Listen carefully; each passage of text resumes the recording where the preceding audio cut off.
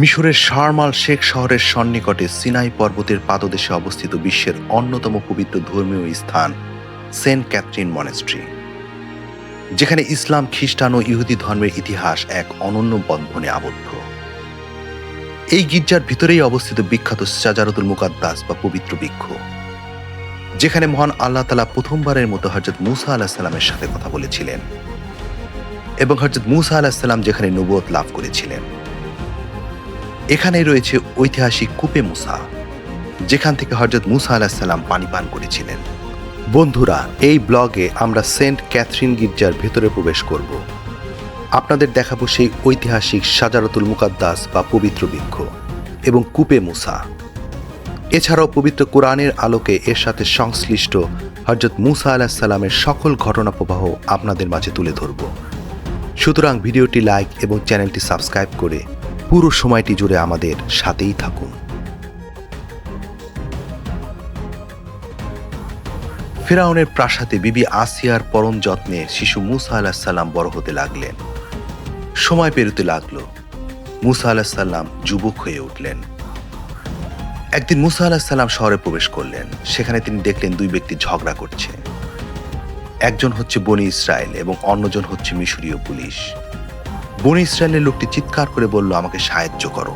তখন হযরত মূসা আলাইহিস সালাম পুলিশকে ঘুষি মারলেন। এতেই সে মরে গেল। তিনি সঙ্গে সঙ্গে আল্লাহর কাছে ক্ষমা চাইলেন এবং আল্লাহ তাকে ক্ষমা করে দিলেন। পুরো শহরে আগুনের মতো খবরটি ছড়িয়ে পড়ল। ফিরআউন এবার নিশ্চিত হয়ে গেল যে বনি ইসরায়েলকে রক্ষা করার জন্য পুলিশ হত্যাকারী মূসাই সেই ব্যক্তি, যার ব্যাপারে ভবিষ্যৎবাণী করা হয়েছে। সাথে সাথে ফিরআউন হুকুম জারি করল, মূসাকে শেষ করে দাও। তখন শহরের প্রান্তভাগ থেকে এক ব্যক্তি দৌড়ে এসে বলল, হে মূসা, নিশ্চয়ই পরিষদবর্গ আপনাকে হত্যা করার বিষয়ে পরামর্শ করছে, অতঃপর আপনি বেরিয়ে যান। অতঃপর তিনি ভীত সন্ত্রস্ত অবস্থায় সেখান থেকে বেরিয়ে পড়লেন এবং মরুভূমির অজানা পথে হাঁটতে লাগলেন আর বলতে লাগলেন, হে আমার রব, আপনি আমাকে জালিম সম্প্রদায় থেকে রক্ষা করুন। অবশেষে মূসা আলাইহিস সালাম মাদিয়ানে পৌঁছালেন। শহরের বাইরে একটি কূপে পুরুষরা পশুদের পানি পান করাচ্ছিল, আর একটু দূরে দুটি মেয়ে কিছু বকরি নিয়ে নীরবে দাঁড়িয়েছিল। মূসা আলাইহিস সালাম তাদের জিজ্ঞাসা করলেন, তোমাদের কি হয়েছে? তোমরা কূপ থেকে পানি নিচ্ছ না কেন? তারা বলল, পুরুষরা না যাওয়া পর্যন্ত আমরা অপেক্ষা করি, আর আমাদের পিতা খুবই বৃদ্ধ। অতঃপর মূসা আলাইহিস সালাম তাদের পশুগুলোকে পানি পান করিয়ে দিলেন। তারপর তিনি সেখান থেকে সরে এসে একটি গাছের ছায়ায় এসে বললেন, হে রব, আমি তোমার সাহায্যের দিকে চেয়ে আছি। কিছুক্ষণ পর সাহায্যপ্রাপ্ত মেয়েদের একজন এসে মূসা আলাইহিস সালামকে বলল, আমাদের পিতা আপনাকে ডেকেছেন আপনার উপকারের জন্য কৃতজ্ঞতা জানাতে। সেই বৃদ্ধ ছিলেন মাদায়েনের নবী হযরত শুআয়ব আলাইহিস সালাম। মূসা আলাইহিস সালাম তার পুরো ঘটনা শোনালেন। শুআয়ব আলাইহিস সালাম বললেন, ভয় পেও না, এখন তুমি জালিমদের হাত থেকে নিরাপদ। শুআয়ব আলাইহিস সালামের বড় কন্যা সফুরা বাবার কানে কানে বলল, আব্বা, একে কাজে রেখে দিন, তিনি চরিত্রবান ও শক্তিশালীও বটে। হযরত শুআয়ব আলাইহিস সালাম বললেন, আমি আমার কন্যার বিয়ে তোমার সঙ্গে দিতে চাই, কিন্তু শর্ত হলো তুমি 8 বছর আমাদের খেদমত করবে, আর যদি 10 বছর পূর্ণ করো সেটা তোমার ইচ্ছা এবং মেহেরবানি। মূসা আলাইহিস সালাম এই প্রস্তাব গ্রহণ করলেন। এই 10 বছর তার কাজ ছিল ভেড়া চড়ানো, ধৈর্য আর আল্লাহর রহমতের প্রত্যাশা করা। যখন সেই সময় পূর্ণ হলো, মূসা আলাইহিস সালাম তার স্ত্রীকে নিয়ে মিশরের দিকে রওনা হলেন। রাতের শীতল মরুভূমিতে মূসা আলাইহিস সালাম ও তার স্ত্রী হাঁটছেন। হঠাৎ মূসা আলাইহিস সালাম দূরের পাহাড়ে একটি আলো দেখতে পেলেন। তিনি তার স্ত্রীকে বললেন, তুমি এখানে থাকো, আমি আগুন নিয়ে আসছি। মূসা আলাইহিস সালাম যখন আলোক শিখাটির কাছে আসলেন, তখন দেখতে পেলেন আগুনের মতো জ্বলতে থাকা কিন্তু না পোড়া এক অলৌকিক বৃক্ষ। এটি হলো শাজারাতুল মুকাদ্দাস বা পবিত্র বৃক্ষ। বন্ধুরা, এখন স্ক্রিনে যে ঝোপের মতো বৃক্ষটি দেখছেন, এটি সেই শাজারাতুল মুকাদ্দাস। ভালো করে মন ভরে দেখে নিন পবিত্র বৃক্ষটি।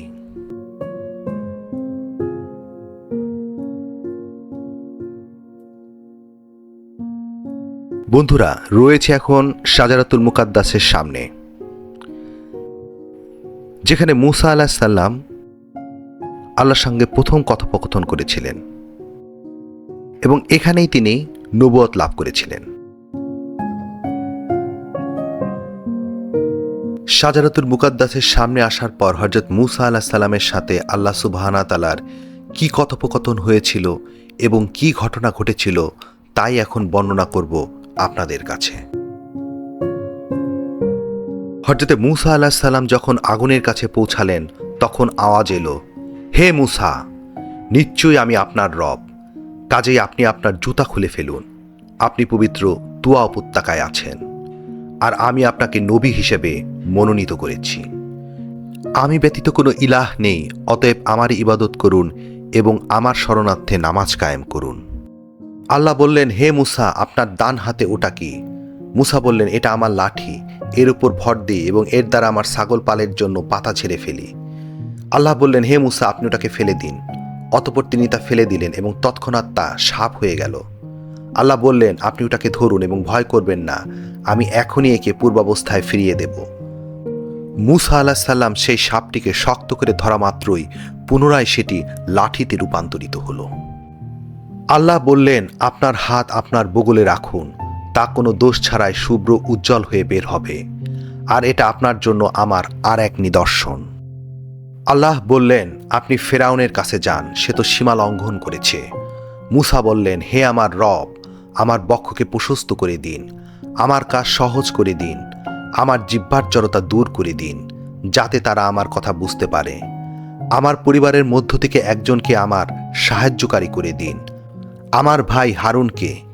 আল্লাহ বললেন, হে মূসা, তুমি যা যা চেয়েছ তা তোমাকে দেওয়া হলো। এরপর হযরত মূসা আলাইহিস সালাম তার ভাই হারুন আলাইহিস সালামকে সঙ্গে নিয়ে ফেরাউনের রাজ দরবারে যান। আল্লাহ সুবহানাহু ওয়া তাআলার সাথে হযরত মূসা আলাইহিস সালামের প্রথম কথোপকথন এবং নবুয়ত প্রাপ্তির যে ঘটনা বর্ণনা করলাম সবই সংঘটিত হয়েছিল এই শাজারাতুল মুকাদ্দাস বা পবিত্র বৃক্ষের সামনেই। তখন গাছটি রাতের বেলায় আগুনের মতো রশ্মিতে জ্বলছিল, কিন্তু পুড়ছিল না। এই জায়গাটিকে বলা হয় ওয়াদিউল মুকাদ্দাস তোয়া। পবিত্র কোরআনের সূরা তহা, সূরা আন আমল এবং সূরা আল কাসাসে এই মহান ঘটনার উল্লেখ রয়েছে।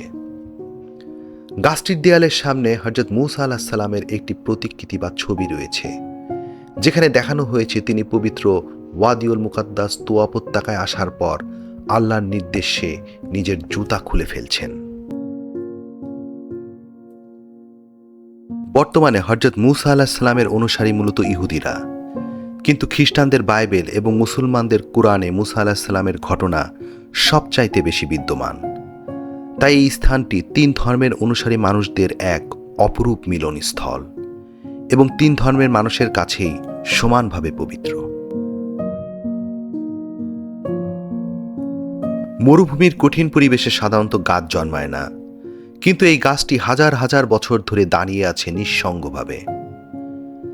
গাছটির আশেপাশে কোনো জলাশয় না থাকলেও এটি এখানে কিভাবে টিকে আছে তা প্রকৃতির এক অপার বিস্ময়।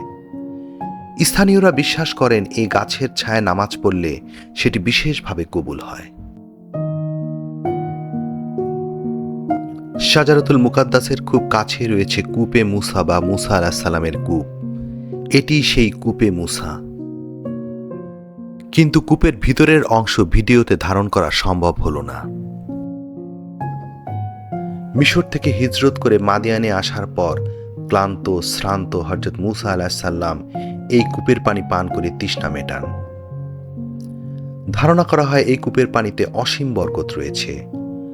আজও এই কূপ থেকে পানি ওঠে, আর স্বাদে এটি মিষ্টি ও ঠান্ডা।